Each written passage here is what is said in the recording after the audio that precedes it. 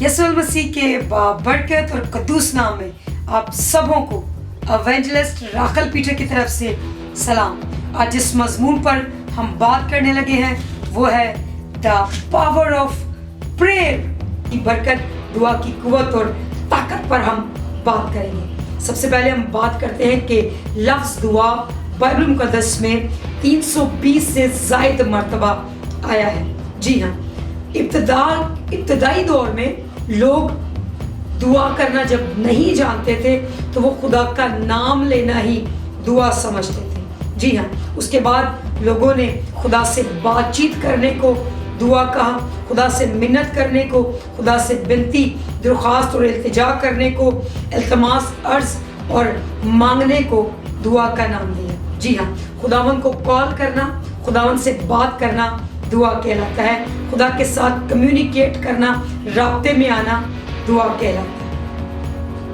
अगर हम अगली बात करें कि हाउ टू प्रे, दुआ में किस तरह से हमारी पोजीशन होनी चाहिए, फिजिकल हमारी पोजीशन कैसी होनी चाहिए, तो दुआ हम किसी भी पोजीशन में खुदावंद अपने खुदा के हुज़ूर में कर सकते हैं।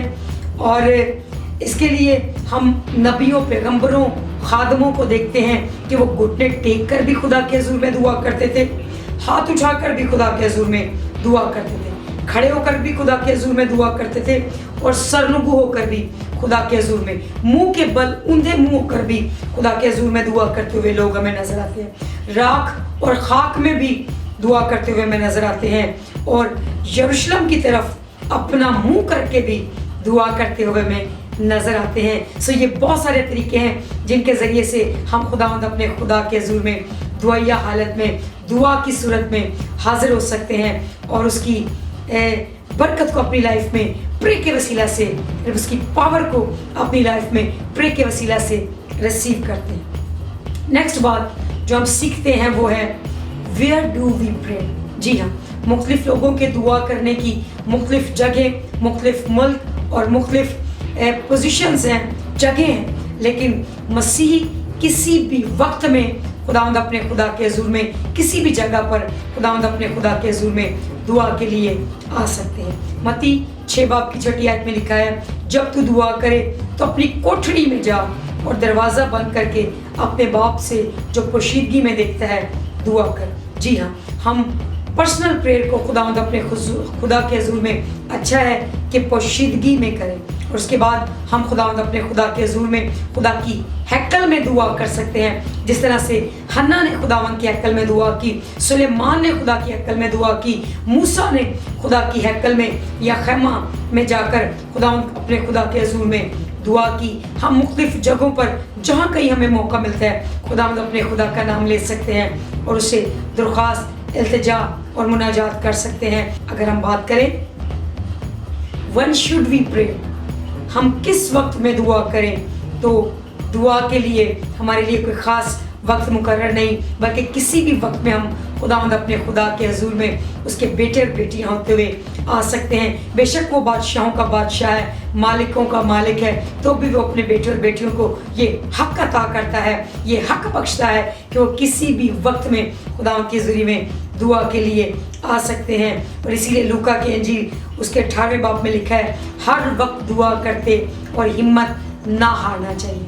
खुदावंद ने हमें दुआ के लिए हर वक्त दे दिया है ताकि किसी भी वक्त हम दुआ के लिए उसके हुज़ूर में आ सकते हैं। तो भी बाइबल बहुत सारे तरीके हमें बताती है जिनमें मॉर्निंग प्रेयर का जिक्र दाऊद कहता है कि बरबत्ते बीन बजा के मैं जागांगा सवेरे। हालेलुया। दाऊद कहता है कि मैं सुबह सवेरे फजर दे वेले खुदावंद को पुकारूंगा और उससे मिन्नत और दरख्वास्त करूंगा। इसीलिए शायद किसी बुजुर्ग ने इसी बात को सीखते हुए कहा है कि सुबह सवेरे खुदा के करीबी हमारी दुआओं को सुनते हैं, हमारी मुनाजातों पर कान लगाते हैं और हमारी दुआओं के दरख्वास्तों को खुदावंद के हुज़ूर में लेकर जाते हैं। इसी तरह से हम अमाल की किताब उसके 3 बाब में देखते हैं कि पतरस और यूहन्ना दुआ के वक्त 3 पहर हैकल को जा रहे थे। जी हाँ, उन्होंने खुदा के रसूलों ने दोपहर का वक्त दुआ के लिए ठहराया था।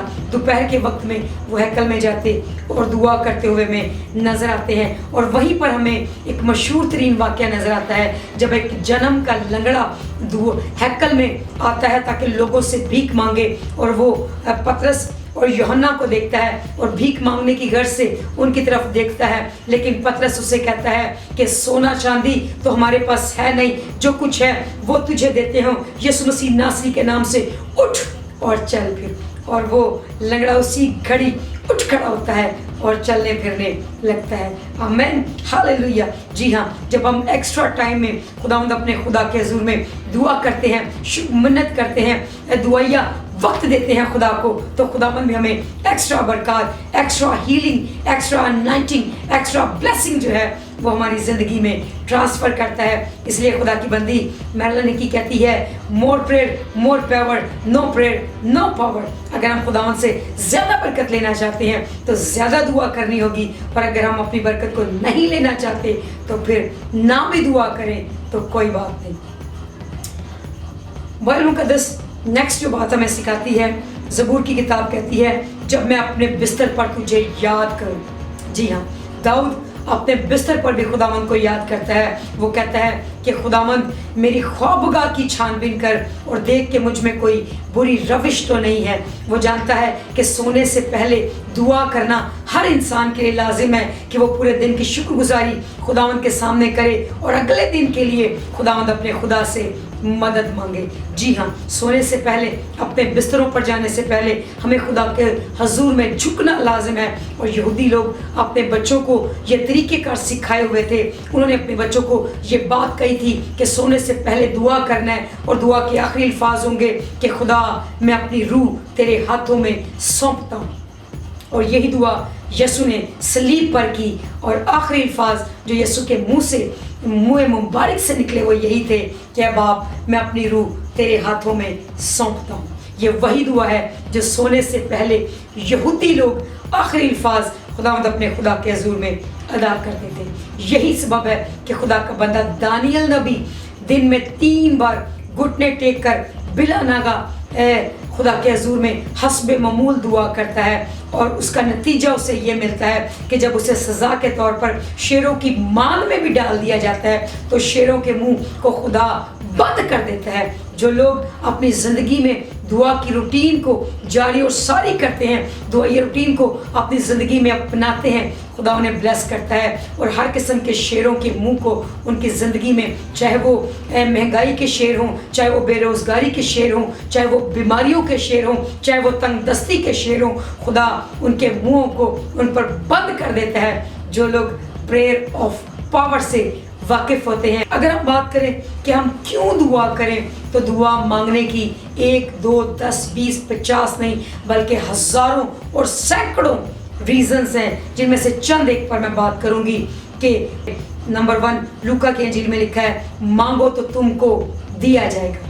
जो चीज़ें आप अपनी लाइफ में रिसीव करना चाहते हैं, जो ब्लेसिंग आप अपनी लाइफ में रिसीव करना चाहते हैं, जो हीलिंग आप अपनी ज़िंदगी में रिसीव करना चाहते हैं, उसे मांगने की आदत डालें। खुदावंद अपने खुदा के हुजूर में दुआ करने की आदत डालें, ताकि खुदावंद आपका खुदा आपकी तमाम तर नीड्स को आपके लिए सप्लाई करे, वो आपकी नीड्स को फुलफिल करे और आपको भरपूर करने वाला हो सके।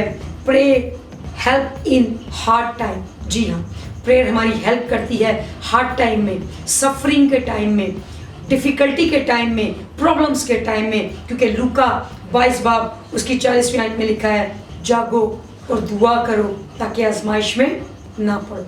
जी हाँ, दुआ हमें आजमाइशों से निकलने में मदद करती है, प्रॉब्लम से निकलने में मदद करती है, सफरिंग में हमारी हेल्प करती है, वीकनेस में हमें ज़ोर और कुव्वत और तवानाई बख्शती है। चाहे वो जिस्मानी कमज़ोरी हो, माली कमज़ोरी हो, सेहत के लिहाज से कमज़ोरी हो, फाइनेंशियल प्रॉब्लम हो, रिलेशनशिप में प्रॉब्लम हो, जहाँ पर भी लाइफ में हमें वीकनेस महसूस होती है, वहीं पर हमें दुआ की ज़रूरत होती है। मेरा ईमान है खुदा ने इस पैगाम के वसीला से आपको ब्लेस किया है और प्रे के लिए आपको ज़्यादा से ज़्यादा तैयार किया है, क्योंकि more prayer more blessing, no prayer no blessing. So आप अगर ज़्यादा पावर लेना चाहते हैं तो ज़्यादा दुआ में ठहरे। आप अगर ज़िंदगियों के लिए चाहते हैं कि वो दुआ में अपना वक्त ज़्यादा स्पेंड करें तो उन तक इस पैगाम को पहुंचाएं ताकि वो खुदावंद की और ब्लेसिंग को और पावर को अपनी लाइफ में रिसीव कर सकें। आमीन। Keep watching blessing TV for more and more blessing. Amen.